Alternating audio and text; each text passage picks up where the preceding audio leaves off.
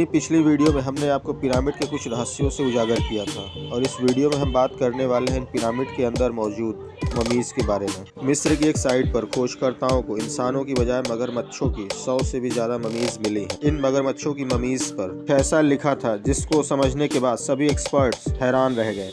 ये बात तो सभी जानते हैं कि आज से हज़ारों साल पहले जब मिस्र के लोग मर जाते थे तो उनको एक खास तरह के पेस्ट को लगाकर सुरक्षित रख लिया जाता था जिससे उनका शरीर वक्त गुजरने के साथ खराब ना होने पाए। इन ममीज़ को लेप लगाने के बाद उसके ताबूत को उस शख्स के ओहदे के हिसाब से सजाया जाता था और उसको ज़मीन में या फिर किसी कब्र में दफनाया जाता था। मिस्र की धरती से खोजकर्ताओं को अब तक कई ममीज़ मिल चुकी हैं, लेकिन हम कुछ ऐसी खास ममीज़ के बारे में बात करने वाले हैं जिनको पहली बार देखने पर सारे खोजकर्ता और एक्सपर्ट्स भी दंग रह गए थे। तो आइए जानते हैं इन ममीज़ के बारे में। सबसे पहले लेडी राय ममी की बात करते हैं। प्राचीन मिस्र की ममीज़ में एक ऐसी महिला की ममी भी मिली है जिसको लेडी राय नाम दिया गया है। आज से लगभग 140 साल पहले मिस्र के थिबन टॉम्ब से ये ममी खोजी गई थी जिसने सभी को हैरान कर दिया था। जांच करने पर पता चला कि 3550 साल पहले लेडी राय की मौत 35 साल की उम्र में हुई थी,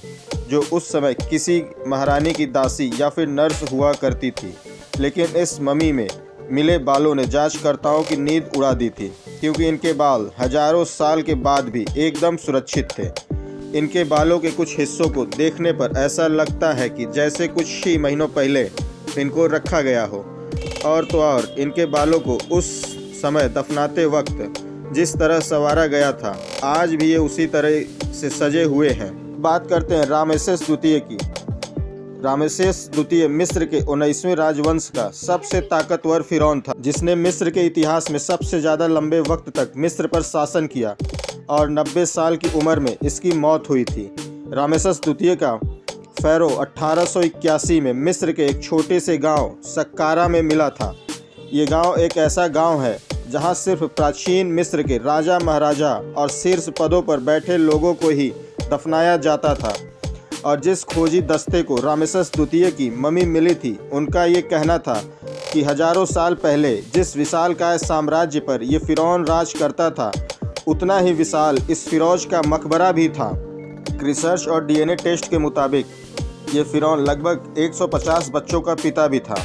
जब 1974 में ये नोटिस किया गया कि रामेसेस द्वितीय की ममी गलकर खराब होने लगी है, तब इस ममी को पेरिस ले जाकर इसकी ट्रीटमेंट करने का फैसला किया गया और इसके लिए रामेसेस द्वितीय का पासपोर्ट भी बनाया गया, क्योंकि इंटरनेशनल रूल्स के मुताबिक बॉर्डर पार करने के लिए हर जिंदा या मुर्दा इंसान का पासपोर्ट होना बहुत ज़रूरी है। इस लिहाज से आपको बता दें कि ये दुनिया का पहला ऐसा पासपोर्ट था जो कि किसी मरे हुए इंसान के लिए बनाया गया था और इस पासपोर्ट में रामेसेस द्वितीय को किंग का दर्जा दिया गया था।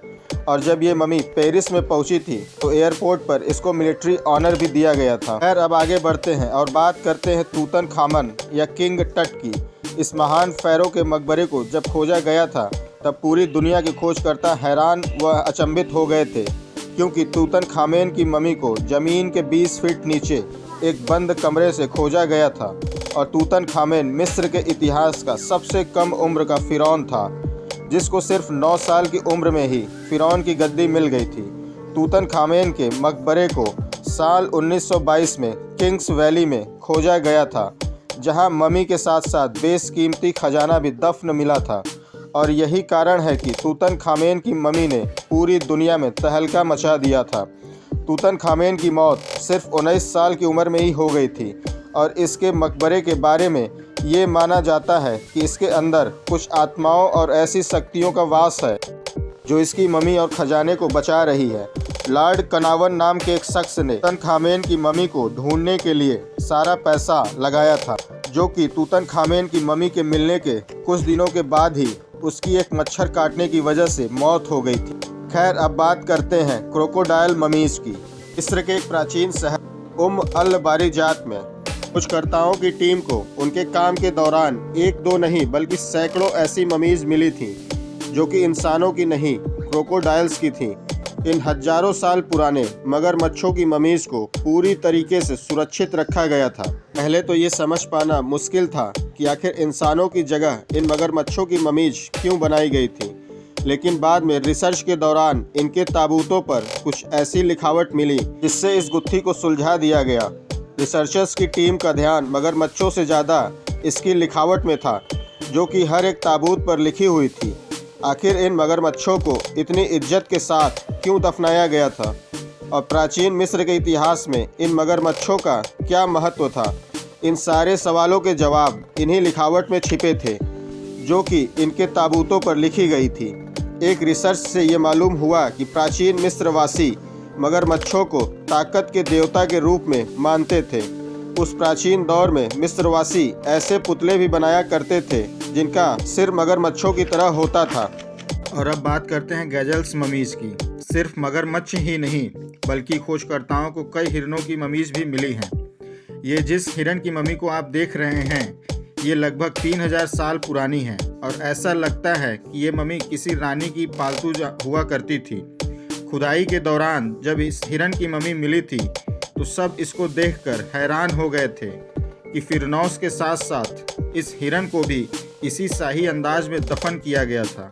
इससे ये पता चलता है कि फिरनौस के पालतू और चहेते जानवरों को भी उसी शाही अंदाज में उनकी कब्र में ममी बनाकर दफन किया जाता था। Mud mummy. मिस्रवासी इंसानों के शरीर को ममी बनाने के लिए खास तरह के लेप का इस्तेमाल करते थे, जिसको रेजिन भी कहा जाता है। इस लेप को बनाना बहुत ही कठिन और खर्चीला काम था, जिस कारण सिर्फ अमीर लोग ही इसका इस्तेमाल कर सकते थे। अब तक जितनी ममीज़ मिली हैं उन सभी पर इस खास रेजिन का लेप किया गया था, जिससे उनको सुरक्षित रखा जा सके। लेकिन ऑस्ट्रेलिया के खोजकर्ताओं को एक ऐसी ममी मिली जिसको इस रेजिन की बजाय मड यानी कीचड़ से ढका गया था। ये ममी एक ऐसी औरत की थी जिसकी मौत लगभग 25 साल की उम्र में हुई थी। लेकिन इसके ताबूत में मड के साथ कुछ ऐसा भी था जिसने सभी को सोचने पर मजबूर कर दिया था। जब इस ममी को लैब टेस्टिंग की रिपोर्ट को देखा गया तब ये पता चला कि ये ममी लगभग 3000 साल पुरानी है और ये मड इसके मरने के कई सालों के बाद लगाई गई थी। कई रिसर्चर्स का ये मानना है कि ये महिला काफ़ी गरीब रही होगी, इसी कारण इसको महंगे रेजिन की बजाय मड लगाकर दफनाया गया। लेकिन आखिर इसको मड लगाकर दफनाने की क्या ज़रूरत थी? इस सवाल का जवाब अभी मिलना बाकी है। ममी सीरीज़ में अगली ममी जिस ममी की है उसको देखकर तो आप वाकई हैरान रह जाएंगे कि आखिर ऐसा भी हो सकता है। इस ममी का नाम है ममी विद टैटू। इंसानी शरीर पर टैटू बनवाने का चलन बहुत लंबे वक्त से चला आ रहा है, लेकिन पुराने समय में भी इन टैटूज़ का बहुत खास महत्व हुआ करता था। मिस्र के डर अल मदीना में खोजकर्ताओं को 7 ऐसी औरतों की ममीज़ मिली थी जिनके शरीर पर टैटूज़ बने हुए थे। इनमें से एक ममी के शरीर पर 30 से भी ज़्यादा टैटू बने हुए हैं। रिसर्चर्स का कहना है कि इन ममीज़ के मिलने से पहले आज तक किसी भी ममीज़ पर टैटूज़ का कोई नामो निशान नहीं था, लेकिन इन ममीज़ के मिलने के बाद ये समझा जा सकता है कि प्राचीन मिस्र में भी टैटूज़ का चलन बहुत हुआ करता था। एक धारणा ये भी है कि प्राचीन मिस्रवासी जो अपनी कलाकृतियों और चित्रलिपियों में इतने माहिर थे, ये हो सकता है कि ये 7 टैटूज वाली ममियाँ ऐसे ही किसी कलाकारों की हो जो उस दौरान दीवारों पर इस तरह की कलाकृतियों को बनाते थे। उम्मीद है कि ये वीडियो आपको पसंद आई होगी। मिलते हैं एक नई वीडियो में कुछ और रोचक जानकारियों के साथ। तब तक हमारी अन्य वीडियोस को देखते रहें। धन्यवाद।